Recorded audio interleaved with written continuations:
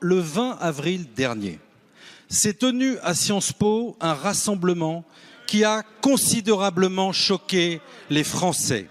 Le Hijab Day, où de jeunes filles voilées ont expliqué leur épanouissement personnel et les ségrégations dont elles seraient victimes sur le sol de la République française. Si vous doutez du caractère prosélyte de ce rassemblement, je vous encourage à aller sur le site internet World Hijab Day.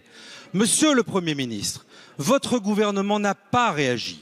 Votre ministre du droit des femmes, interrogé la semaine dernière, a délibérément évité la réponse. Vous ne pouvez pas rester silencieux. Vous ne pouvez pas, mardi et mercredi, chaque semaine, nous rappeler des grands principes républicains auxquels nous adhérons et rester silencieux lorsque la République en permanence est testée sur le territoire. Monsieur le Premier ministre, réagissez au nom de ces valeurs républicaines. Il y a ces phénomènes de prosélytisme que vous évoquez. Je condamne avec la plus grande fermeté le type d'initiative qui s'est déroulée à Sciences Po. Plusieurs membres du gouvernement se sont exprimés.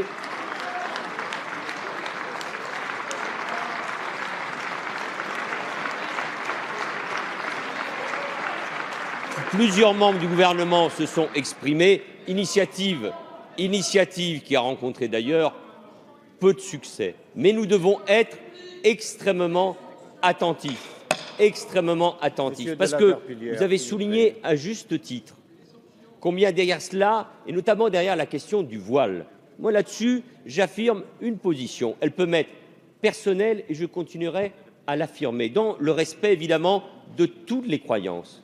Mais je fais la part entre ce qui est la liberté religieuse et ce qui, pour moi, un signe d'asservissement de la femme. Et puisque vous avez parlé d'égalité femmes-hommes, je veux une nouvelle fois soutenir la ministre des Droits des femmes, parce qu'elle a été mise en cause alors qu'elle a précisément mis le doigt là où ça fait mal, c'est-à-dire face à des groupes, à des réseaux sur Internet où on met en cause la liberté même, cette liberté fondamentale, cette égalité entre les femmes et les hommes. Et parce que je combats tous les fondamentalismes, parce que je combats toutes les identités qui nous amènent précisément à la fracturation de nos sociétés, parce que je pense que la cohésion sociale et républicaine est plus que jamais nécessaire, parce que l'école doit jouer un rôle fondamental et parce que l'université, Monsieur le ministre, doit être en effet aussi protégée de ce fondamentalisme, je continuerai ce combat. Il y a la loi et nous savons ce qu'elle permet et ce qu'elle empêche, mais il y a le combat politique et citoyen, et celui-ci, je le mènerai parce que je suis persuadé que nous partageons ces valeurs sur tous les bancs. Merci, Monsieur le Premier ministre.